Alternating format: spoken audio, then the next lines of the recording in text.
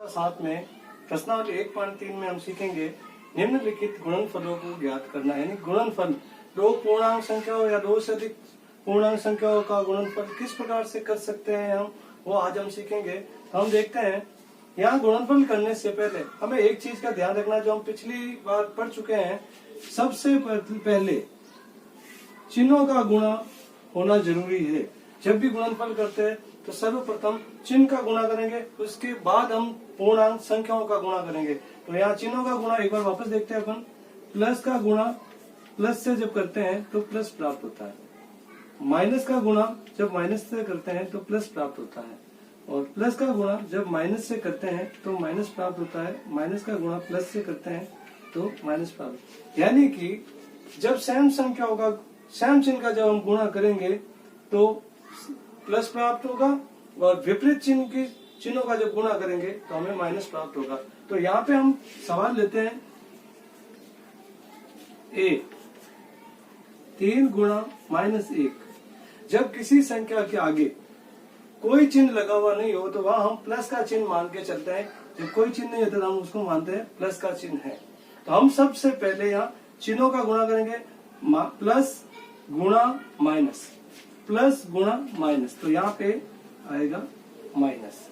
उसके बाद हम संख्याओं का गुणा करेंगे। 3 का गुणा 1 से, 3 का गुणा 1 से यानी कि 3। इस प्रकार से इसका हल जो आएगा वो आएगा -3। फिर हम लेते हैं डी -316 इंटू -1। यहाँ भी हम सबसे पहले चिन्ह का गुणा करेंगे। माइनस गुणा माइनस, माइनस गुणा माइनस यानी प्लस, तो उत्तर जो है वो प्लस में प्राप्त होगा। और 316 का गुणा 1 से गुणा करेंगे।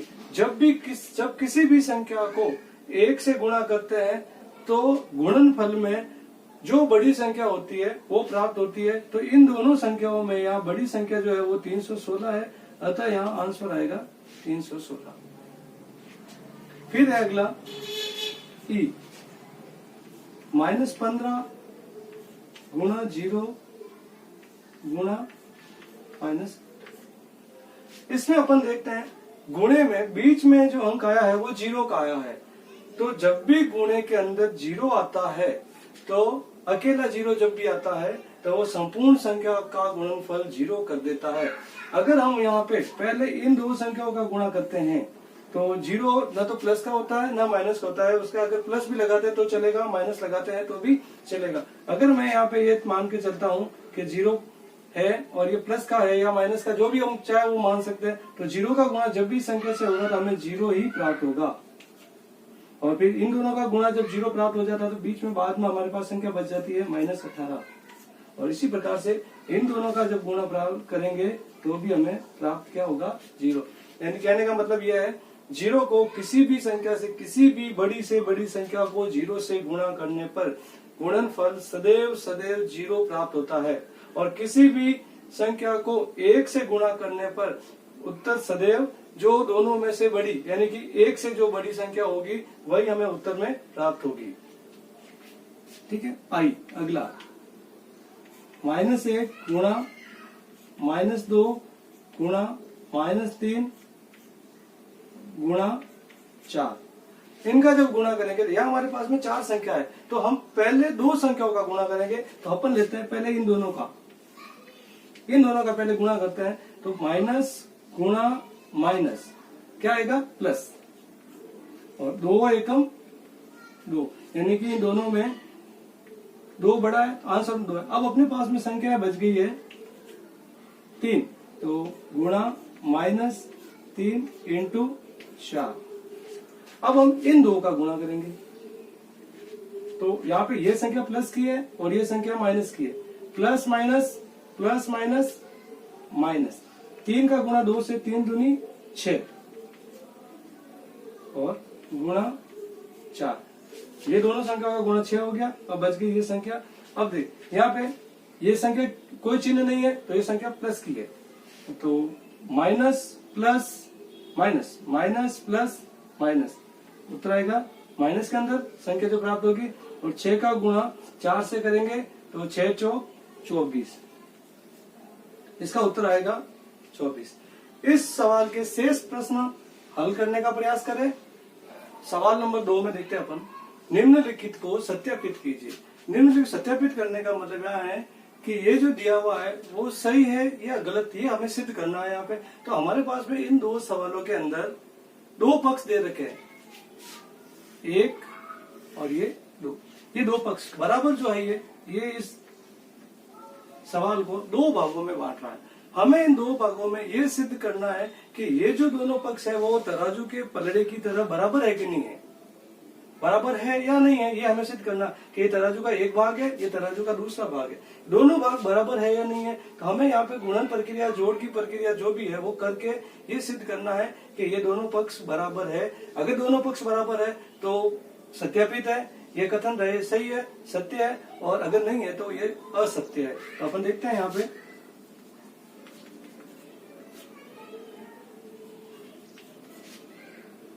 18 गुणा 7 प्लस -3 बराबर 18 गुणा 7 प्लस 18 गुणा -3। इसके दोनों पक्षों को हम हल करेंगे। तो पहले एक पक्ष हल करते हैं, ये वाला। पहले यहाँ पे थोड़ा सा हमें ध्यान रखना है कि गुणा करने से पहले यहाँ कोष्टक जो है, पहले छोटा कोष्टक जो होता है उसको खोला जाता है। यहाँ ये छोटा कोष्टक है, इसको मंझला कोष्टक बोलते हैं। एक बार देख लेते हैं।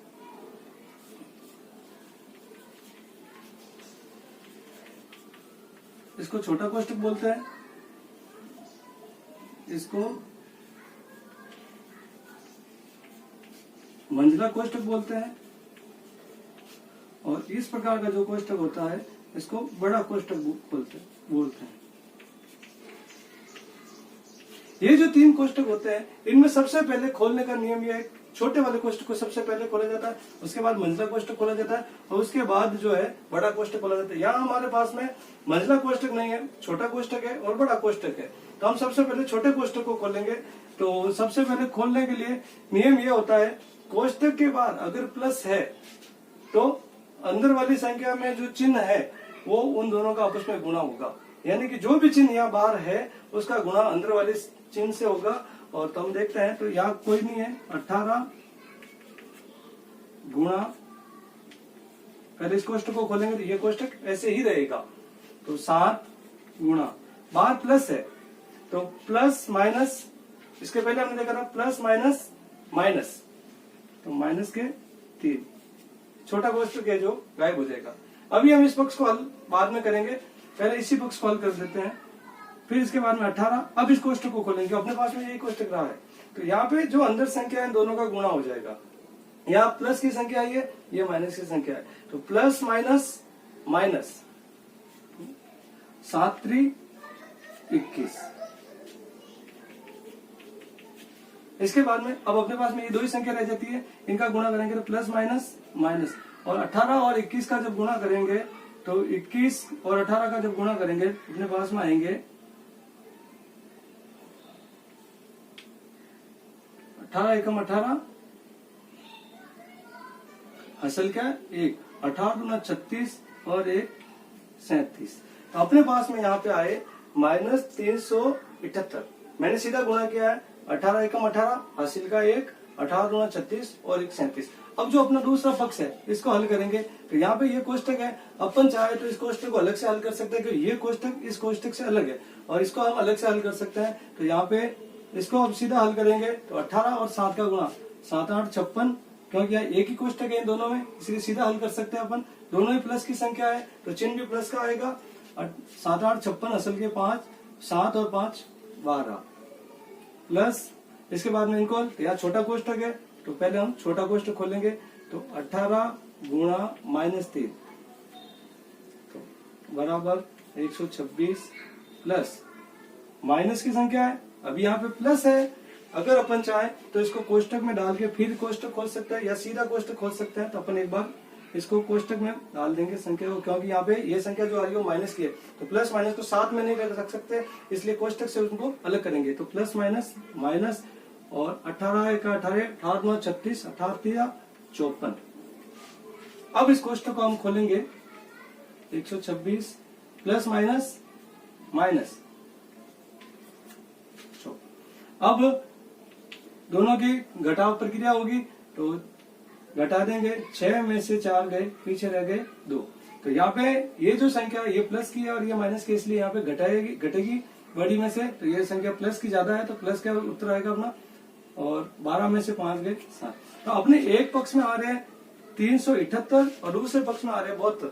अतः दोनों पक्ष बराबर नहीं है तो ये सत्यापित नहीं है, यानी कि ये असत्य, ये जो कथन है वो असत्य है, असत्यापित लिख देंगे अपन, ये सत्यापित नहीं हो रहा है। इस प्रकार से हम इस दूसरे वाले सवाल को भी हल करेंगे।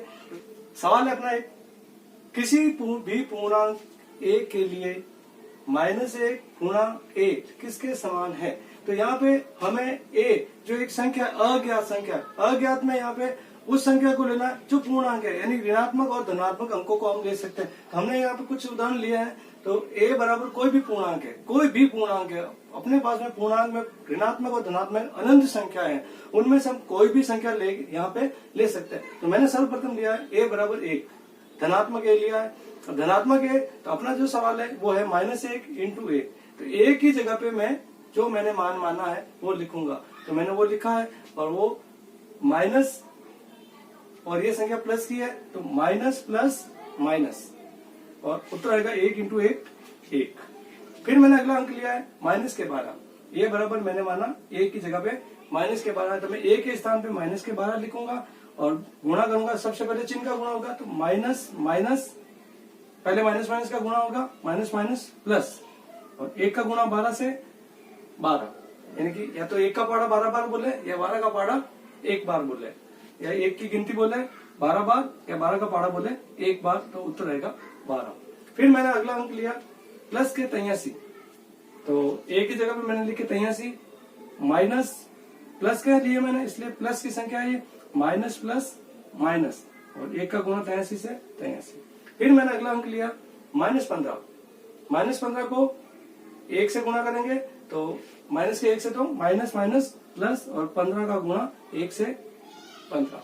इस प्रकार से हम और भी संख्याएं लेकर और हल कर सकते हैं। सवाल नंबर 3 में एक दूसरा सवाल है, वह पूर्णांक संख्या ज्ञात कीजिए जिसका गुणनफल -1 के साथ आंसर दिए गए। उत्तर हमें दे रखे हैं, ये आ रहा है। तो अपने पास में संख्या है, पहला हम लेते हैं a में। यहाँ पे अपने पास में एक ऐसी संख्या बताइए जिसका गुणा -1 के साथ किस संख्या का गुणा करें कि हमें -22 प्राप्त हो। हमें यह बताना है किस संख्या का गुणा करें तो हमें -22 प्राप्त हो। तो यहाँ पे देखते हैं अपन, ये संख्या माइनस की है और हमें आंसर माइनस में चाहिए। माइनस का गुणा किसके साथ करें कि हमें माइनस प्राप्त हो। तो हमें पता है माइनस का गुणा प्लस के साथ अगर हम करेंगे तो हमें माइनस प्राप्त होगा। तो इसका मतलब यहाँ पे जो संख्या आएगी वो प्लस की आएगी। और 1 को किसके साथ गुणा करें 22 आए, तो 1 सबसे छोटी संख्या है यहाँ पे, एक तरह से ये 1 है, और 1 से बड़ी संख्या है। पहले हमको बताया गया 1 का जिस संख्या के साथ गुणा करेंगे तो जो बड़ी होगी वो आएगी। तो यहाँ बड़ी संख्या 22 है, इसलिए यहाँ पे आएंगे प्लस के 22। तो ये अपनी खाली जगह हो गई। फिर उसके बाद में b, -1 तो रहेगा, -1 का गुणा किसके साथ करें कि हमें 37 प्राप्त हो, वो भी प्लस के। तो एक माइनस का गुणा किसके साथ करें कि हमें प्लस में अंक प्राप्त हो। तो माइनस का गुणा माइनस से अगर अपन करेंगे तो हमें जो संख्या है वो प्लस में प्राप्त होगी। तो यहाँ इसका मतलब यहाँ पे माइनस आएगा, माइनस माइनस प्लस, कोई चिन्ह नहीं है, इसका मतलब ये प्लस की संख्या। तो अब 1 का गुणा किससे करें 37 प्राप्त हो, तो 1 का गुणा हम 37 से ही करेंगे तो हमें 37 प्राप्त होगी। तो ये संख्या -37 यहाँ पे आएगी। दूसरा अपने तीसरा सी है 0, -1 का गुणा किसके साथ करें कि हमें 0 प्राप्त हो। -1 का गुणा किसके साथ करें, तो आपको पहले ही बताया गया है 0 ना तो प्लस का होता है ना माइनस का होता है। तो यहाँ प्लस माइनस कोई भी लगा सकते हैं अपन।